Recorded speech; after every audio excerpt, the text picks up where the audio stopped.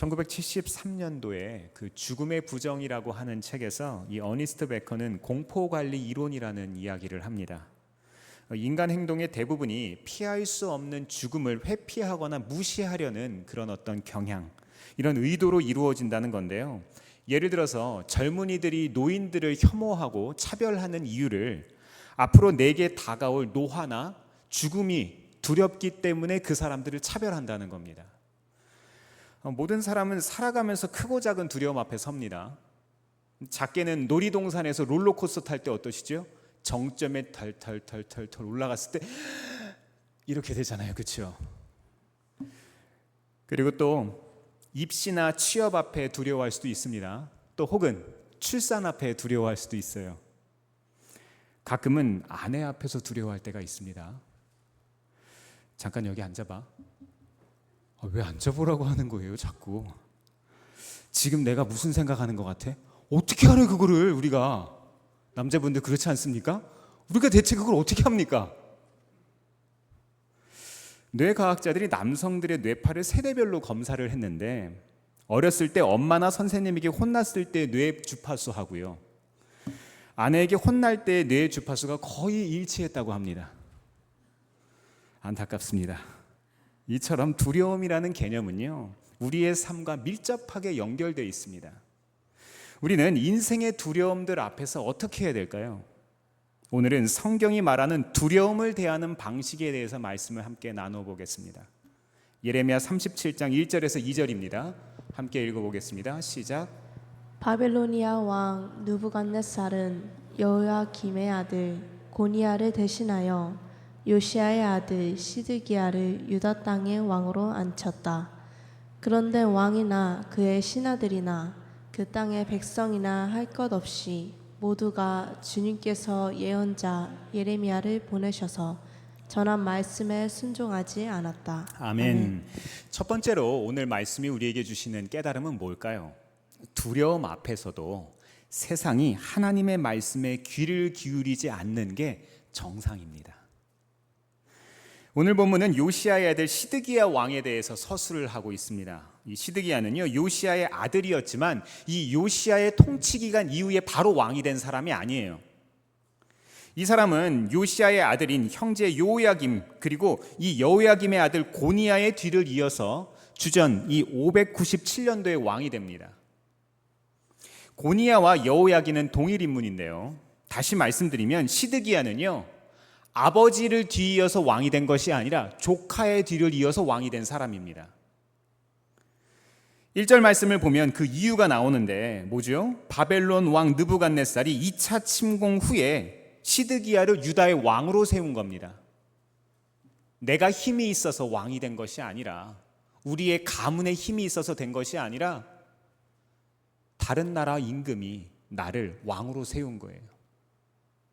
등 떠밀려서 세워진 허수아비 왕입니다. 그러니까 지금 바벨론과 이 유다의 관계는요, 이 어떤 상황일지 짐작할 수 있습니다. 나라가 망한 겁니다. 게다가 백성들의 영적 상태가 어떻다고 지금 이야기합니까? 2절 말씀을 보시면은요, 여호와께서 선지자 예레미야에게 하신 말씀을 듣지 않았다라고 이야기합니다. 새번역 성경은 듣지 않는다는 말을요, 순종하지 않았다라고 표현합니다. 이것은 왕만 하나님의 말씀을 듣지 않는 것이 아니라 불신이 전염병처럼 온 나라에 퍼졌다는 것을 알려줍니다. 온 나라가 더 이상 하나님의 말씀에 귀를 기울이지 않습니다. 예레미야 37장 문맥을 보시면은요, 시드기야가 왕으로 세워진 것을 먼저 언급하고요, 그리고 신하와 그의 땅 백성들의 상태를 말하고 있습니다. 순서가 그래요. 성경이 서술하고 있는 순서들을 잘 보셔야 됩니다. 왕에서 신하 그리고 백성들에게로 이렇게 전해지고 있는데, 가치관을 전하는 위치에 있는 사람들이 그만큼 중요하다는 거예요. 왕이 중요하고 신하가 중요하고 하나님께서 세우신 사람들이 그렇게 중요하다는 겁니다. 유다 땅에 퍼지고 있는 불신의 이유는 뭡니까? 뭘까요? 오늘 말씀의 제목입니다. 두려움 때문입니다. 두려움이 전염병처럼 퍼지고 있습니다. 예레미야 말씀을 통독하다 보면은요, 이 말씀 전체를 관통하는 한 가지 주제가 있어요. 그게 뭐예요? 두려움이에요. 의도적으로 이 두려움이라는 단어가 자주 등장을 합니다.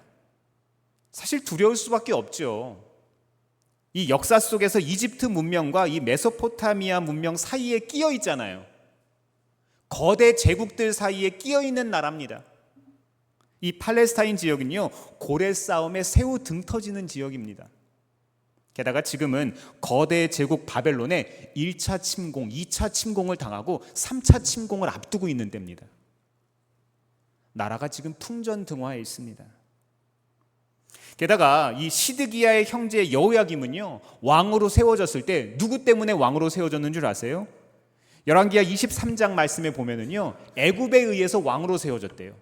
그러니까 어떤 임금은 애굽에 의해서 왕이 되고 어떤 임금은 바벨론에 의해서 임금이 되니까 나라에 힘이 없는 겁니다. 주권이 없습니다. 한 나라의 주권이 철저하게 짓밟히고 있습니다. 사실 국가도요, 사람과 비슷합니다. 사람들이 과거의 상처 때문에 현재의 삶에 영향을 받고 살듯이 국가도 마찬가지입니다. 국가적으로도요, 경험한 재난이나 재해가 사람들의 삶에 영향을 미치고 살아갑니다. 그렇죠? 공감하시죠? 즉 과거에 얽매인 나를 통해서 견고한 진이 역사하고 있는 겁니다. 성경은 그걸 이야기하는 거예요. 물론 국가적인 위기 상황에서 두려운 마음이 드는 건 당연합니다. 누구나 그럴 수 있어요. 저는 두려움 자체를 비난하거나 우리는 멀리해야 된다고 이렇게 이야기하는 게 아닙니다. 이건 나쁜 게 아닙니다. 하나님은요, 우리가 느끼는 이 두려움의 감정, 인생의 한계 가운데서 정말로 어찌하지 못하는 그런 감정들을 다 이해하시는 분이세요. 오늘 본문 말씀의 시점보다 조금 앞서서 그거에 대해서 이야기를 하시는데 어떤 말씀을 하시는지 함께 읽어볼까요? 예레미야 30장 10절입니다. 시작. 나의 종 야곱아, 너는 두려워하지 말아라. 이스라엘아, 너는 무서워하지 말아라. 나 주의 말이다. 보아라, 내가 너를 먼 곳에서 구원하여 데려오고 포로로 잡혀있는 땅에서 너의 자손을 구원할 것이니 야곱이 고향으로 돌아와서 평안하고 안정되게 살 것이며 아무런 위협도 받지 않고 살 것이다. 아멘. 우리는요, 믿음의 눈으로 이 상황의 뒷면을 바라보시기를 바랍니다. 이 말씀을 전제한다면 시드기야가 왕이 된 거는 어떤 신호입니까? 지금 이 사람 왕이 됐잖아요. 예레미야를 통해 선포된 하나님의 말씀이 하나씩 이루어지고 있는 신호가 됩니다. 지금 바벨론이 물러갔고요, 왕이 될 수 없는 사람이 왕이 되지 않았습니까? 뭔가 변화가 있는 거예요. 상황은요, 바라보는 시각에 따라서 복이 될 수도 있고 저주가 될 수도 있습니다. 우리가 무엇을 바라보느냐, 무엇을 꿈꾸고 우리가 바라보느냐에 따라서 우리의 삶이 달라진다는 거예요. 지금이라도 돌이킨다면, 하나님의 약속을 신뢰한다면 기회가 있었습니다. 오늘 이 시간 하나님은 우리에게 이야기하십니다. 사랑하는 성도 여러분, 하나님은 신실하십니다. 그 하나님께서 두려움으로부터 자유롭게 될 것이라고 선언하고 계시는 거예요. 우리는 하나님의 소유이며 그의 거룩한 백성들입니다.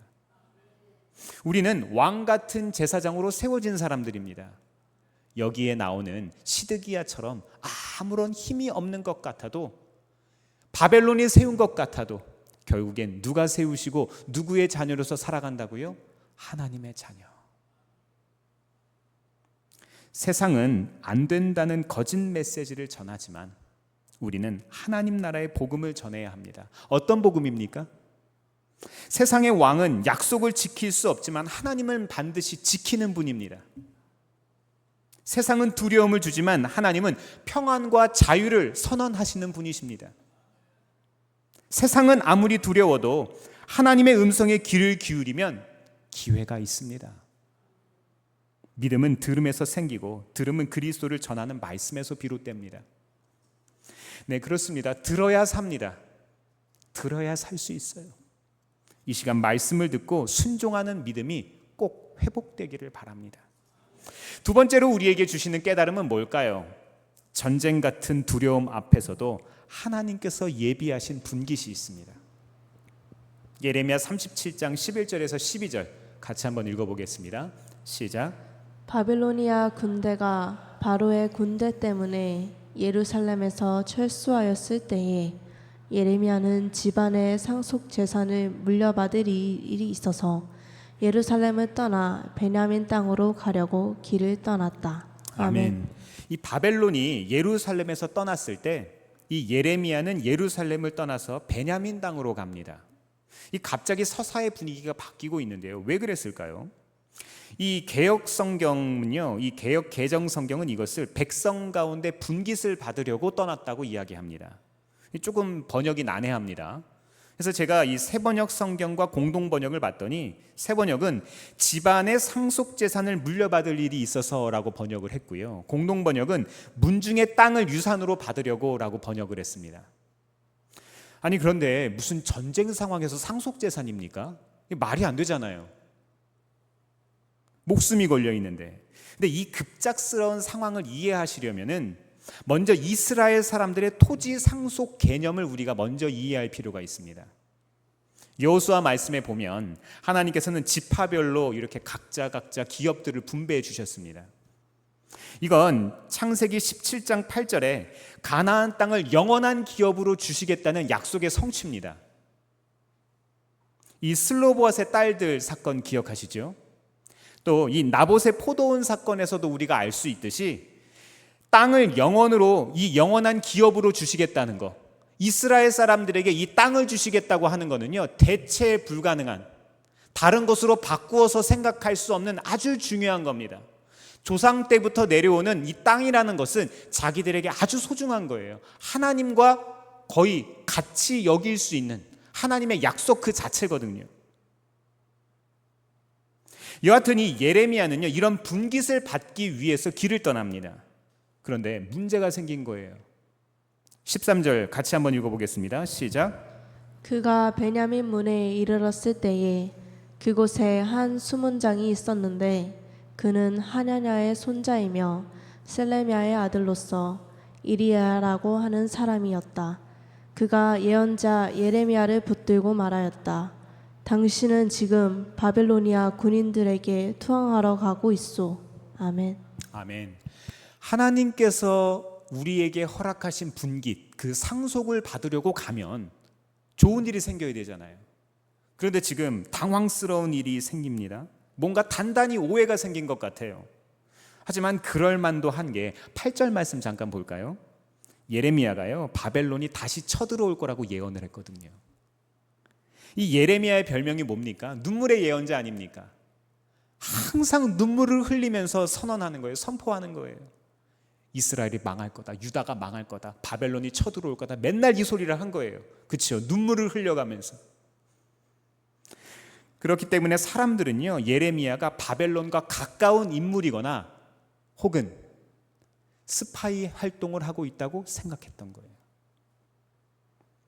예레미야를 잡아서 고관들에게 끌고 간 이리야라는 사람 한번 볼까요? 이 사람을 성경은 어떻게 소개합니까? 하나냐의 손자여 셀레마의 아들인 이리야라 이름하는 문지기의 우두머리. 깁니다. 소개를 하는데 그냥 예레미야면 예레미야고 이리야면 이리야지 이렇게 말을 깁니까? 그냥 문지기라고 하면 되는데 왜 이렇게 자세히 말할까요? 성경은요, 의도적으로 세상 사람들이 부여한 권위에 대해서 이야기하는 겁니다. 이리야는요, 유력한 가문이 보증하는 사람입니다. 할아버지가 누구고 아버지가 누구고 또 사회적으로 이 사람을 보증하는 자기의 직함이 있는 사람입니다. 그렇죠? 문지기의 우두머리. 하지만 예레미야는 어떤 사람입니까? 무명의 가문 사람입니다. 우리가 사는 세상도 비슷합니다. 가문의 이름이 있으면 무엇을 하든 항상 옳은 사람입니다. 가문의 이름이 없으면 거짓이 돼버리는 세상입니다. 이 세상에서는요, 세상이 인정해주는 이름이 있어야만 살아갈 수 있어요. 그것은 부모님의 이름만을 뜻하는 건 아닙니다. 학위나 직업이 되기도 하고요, 부동산이나 통장 잔고가 되기도 합니다. 그렇죠? 하지만 우리는 압니다. 하나님은 스스로 계시는 분입니다. 하나님은 누군가 세워주지 않으셨어요. 하나님은 스스로 계신 분입니다. 그리고 우리는 그분의 자녀입니다. 사랑하는 성도 여러분, 하나님이 우리 삶 최고의 분깃이 되십니다. 조상적부터 내려오는 가나안 땅이 우리의 진정한 상속이 아니라 하나님 그분 자체가 우리의 상속이 된다는 거예요. 그래서 세상은 예레미야가 일관되게 전했던 말씀, 그 심판의 메시지, 회복의 메시지가 불편했던 거예요. 세상은 하나님을 따르는 사람을 불편해하기 때문입니다. 특별히 말씀에 따라서 진리를 따르면 따를수록 더 싫어해요. 37장 중반부 이하에 보면은요, 예레미야가 매를 맞고 감옥에 갇힙니다. 우리는 상식적으로 하나님이 예비하신 것을 받으러 가는데 왜 이런 일을 경험하냐고 이야기를 합니다. 왜 고난당하냐고요. 사실 이래서는 안 되는 거 아닙니까? 억울하잖아요. 하지만 성경은 이 땅에서의 만사 형통이 바른 가르침이 아니라고 전합니다. 여러분이 고백하는 형통은 어떤 겁니까? 우리는 어떤 형통을 믿습니까? 이 시간 모든 일이 내 마음대로 풀리는 형통과 하나님의 뜻이 내 삶에 이루어지는 형통의 의미를 묵상해 보시기를 바랍니다. 말씀의 가르침은요, 오히려 세상의 반대를 분명히 인식하고 진리 안에서 어떻게 살아갈 것인가를 가르치고 고민하게 합니다. 집안 대대로 내려오는 땅이 아니라 하나님 그분 자체가 우리의 상속이 된다는 거예요. 사랑하는 성도 여러분, 하나님을 사랑하십니까? 진정 하나님이 우리의 분깃이 되십니까? 그렇다면 끝까지 신뢰하시기를 바랍니다. 전쟁 같은 현실 앞에서도 하나님께서 우리에게 예비하신 복이 있다는 믿음, 이것을 우리는 꼭 가져야 합니다. 믿음은 바라는 것들의 실상이요 보지 못하는 것들의 증거이기 때문입니다. 이런 억울한 상황에서도요, 하나님께서는 이 유다 백성들과 예레미야를 위해서 준비하신 것들이 있었습니다. 말씀을 좀 볼까요? 예레미야 37장 17절입니다. 시작. 하루는 시드기야 왕이 사람을 보내어 예레미야를 왕궁으로 데려와서 그에게 은밀히 물어보았다. 주님께서 무슨 말씀을 하신 것이 없습니까?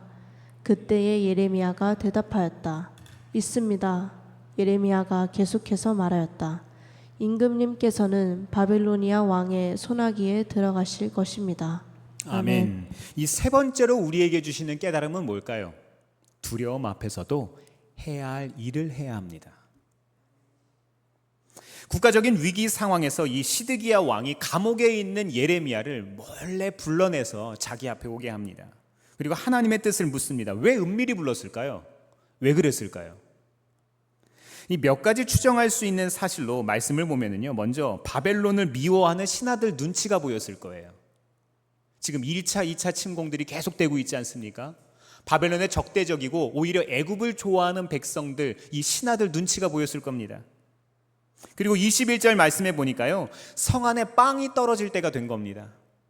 지금 그만큼 절박한 상황에서 어떻게 하면 하나님이 우리를 구원해 주실까? 하나님이 우리를 구원해 줄 수 있지 않을까? 이런 기대를 가지고 이 선지자를 찾아간 겁니다. 명색이 왕인데요, 참 쉽지가 곧지 못합니다. 이랬다 저랬다 하는 거예요. 세상의 왕들이 여론에 신경 씁니다. 상황 때문에 이랬다 저랬다 하는 거예요. 사실 하나님은요, 이런 시드기야 왕의 믿음 없음을 아셨습니다. 그런데 생각해 볼 것은 왕도 백성들도 하나님의 말씀을 듣지 않는 것을 아는데 왜 자꾸 심판의 메시지를 하나님은 전하게 하실까요? 아니, 안 듣는데, 변하지 않는데, 그치요? 이상하지 않습니까? 그거는요, 바로 언약 때문입니다. 언약. 아브라함과 세우셨고 또 다윗과 세우셨던 그 언약 때문에, 공의의 하나님은 스스로 세우신 언약을 파기할 수 없기 때문입니다. 어떻게 보면 언약 관계를 깬 사람들을 심판하는 것이 하나님 편에서 의무를 다하시는 거 아닙니까? 하지만 동시에 회개의 메시지를 전하는 것도 또 다른 형태의 의무 이행입니다. 하나님은 계약을 철저하게 지키시는 분입니다. 언약을 맺은 백성을 사랑하시기 때문에 관계를 먼저 깨뜨리지 않으시는 거예요. 이 모든 과정은 하나님의 신실하심, 하나님의 공의로우심을 뜻합니다. 사랑하는 성도 여러분, 하나님이 다시 기회를 주실 때 붙잡는 게 지혜입니다. 불편하더라도 말씀이 들린다면 순종해 보시기를 바랍니다. 하나님이 주시는 기회를 꼭 잡을 수 있기를 바랍니다. 저는 17절 말씀을 읽으면서 이런 생각을 해봤어요. 시드기야 왕은 보는 눈이 무서워서 예레미야를 은밀히 데리고 나오긴 했지만 그래도 명색이 왕 아닙니까? 지금이라도 왕이 듣고 싶어하는 그 구원의 메시지를 내가 전한다면, 하나님의 말씀이 어떻든 내가 지금 상황 따라서 말씀을 잘 전하면 내 생명이 어떻게 되겠습니까? 살 수 있잖아요. 그렇죠? 살아날 거 아닙니까? 여러분은 이런 상황이라면 어떻게 하실 겁니까? 나중에 회개하더라도 일단 살아야 하지 않을까요? 저 같으면 덮어놓고 내가 살아날 수 있는 말씀을 전할 것 같습니다. 하지만 예레미야는 심판에 관한 일관된 말씀을 전하고 있을 뿐만 아니라 바벨론 왕, 이 바벨론 왕의 손에 왕이, 이 유다의 임금이 넘어갈 것이라고 선언을 합니다.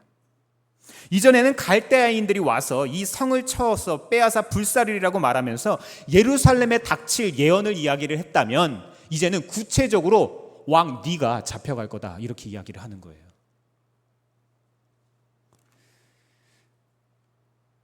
어떻습니까? 역시 하나님의 사람은 뭐가 달라도 다릅니까? 야, 예레미야 정도 되니까 이 정도 되지 않습니까? 이렇게 우리는 생각합니까? 그런데 사실 이 상황에서요, 예레미야에게는 숨겨진 속마음이 있었어요. 예레미야에게 숨겨진 속마음이 어떤 게 있었을까요? 37장 18절과 20절 함께 읽어보겠습니다. 시작. 예레미야는 시드기야 왕에게 호소하였다. 제가 임금님이나 임금님의 신하들에게나 이 백성에게 무슨 죄를 지었다고 저를 감옥에 가두어 두십니까?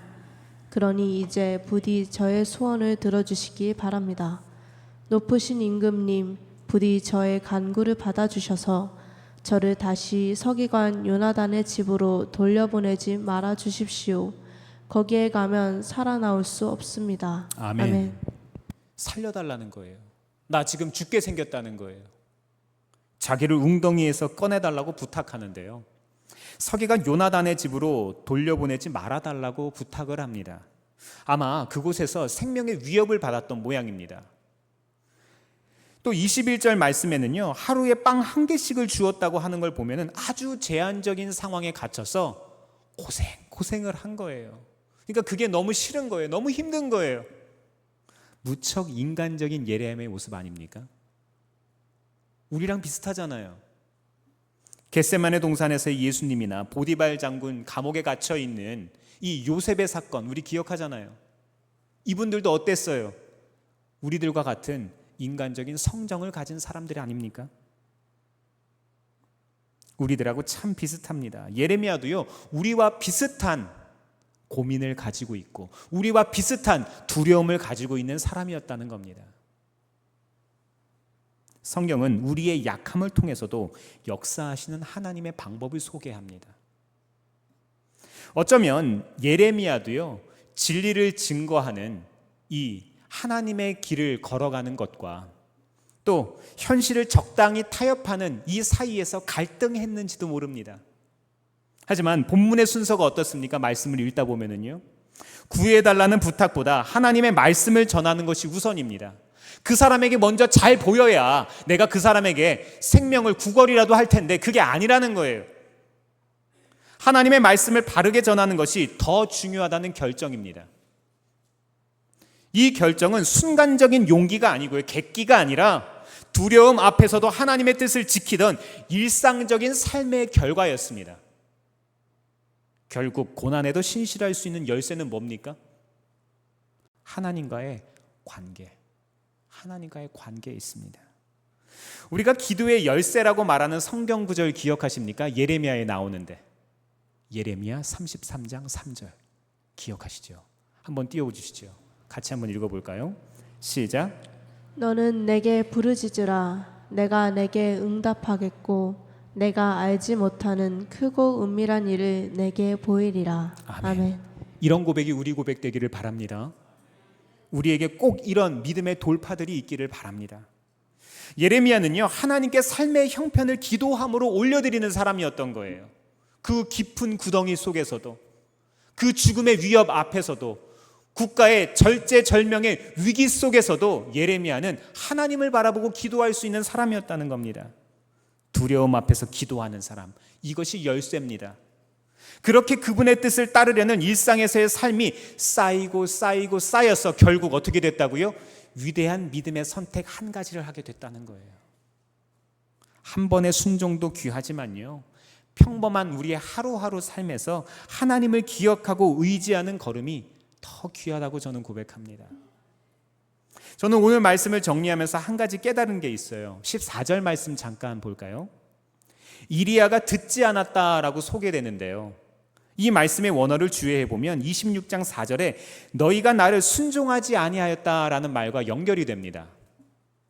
이스라엘 백성들이 하나님께서 보내신 예언자에게 반복적으로 귀를 기울이지 않았을 뿐만 아니라 하나님의 말씀에 순종하지 않았다는 거예요. 그런데 그럼에도 불구하고 하나님의 말씀을 전하는 사람들이 계속 있어 왔습니다. 시대에 따라 하나님의 말씀에 귀를 기울이고 쓰임받은 사람들이 있어요. 그런 특별한 사람들이 있습니다. 이건 뭘 뜻합니까? 내가 먼저 하나님의 음성을 들을 수만 있다면, 내가 먼저 하나님의 음성에 순종할 수만 있으면 된다는 거예요. 희망이 있다는 겁니다. 소망이 있다는 거예요. 바벨론이라는 거대 제국의 힘 앞에서도 하나님은 누구 한 사람이면 되셨어요? 예레미야 한 사람이면 되었습니다. 우리가 살아가는 전쟁과도 같은 이 현실 앞에서도요, 이제는 내가 먼저 듣고 내가 먼저 순종할 수 있기를 바랍니다. 남 탓하지 마세요. 내가 바뀌면 됩니다. 하나님이 구원하신다는 이 메시지를 들을 수만 있다면, 그리고 그 구원의 메시지를 누군가에게 전할 수만 있다면 우리도 예레미야와 같이 세워진 지도자입니다. 우리는 모두 하나님이 세워주신 왕 같은 제사장들이죠. 하나님께서 우리를 각자 삶의 자리에서 다 저마다 세워주셨습니다. 사랑하는 성도 여러분, 세상의 두려움 앞에서도 하나님의 말씀을 의지하시기 바랍니다. 세상에 하나님의 말씀에 귀 기울이지 않아도 우리가 전하는 말씀에 믿음이 있다면, 우리가 전하는 말씀이 진리의 말씀이라면 하나님을 끝까지 신뢰하시기를 바랍니다. 세상을 두려워하는 것이 아니라, 우리는 보이는 것이 아니라 보이지 않는 믿음으로 살아가기 때문입니다. 그리고 전쟁 같은 두려움에도 하나님이 예비하신 복, 그 분깃이 꼭 있다는 믿음을 가질 수 있기를 바랍니다. 똑같은 상황에서도요, 하나님의 시각으로 세상을 바라보면은요, 다른 것이 보이기 시작합니다. 그러면 우리는 세상이 주는 두려움에 빠지지 않고 두려움 앞에서도 묵묵히 해야 할 일을 감당할 수 있습니다. 이번 한 주 살아가시면서 두려움 너머에 있는 하나님의 약속을 바라보시기를 주의 이름으로 축원합니다. 기도하겠습니다.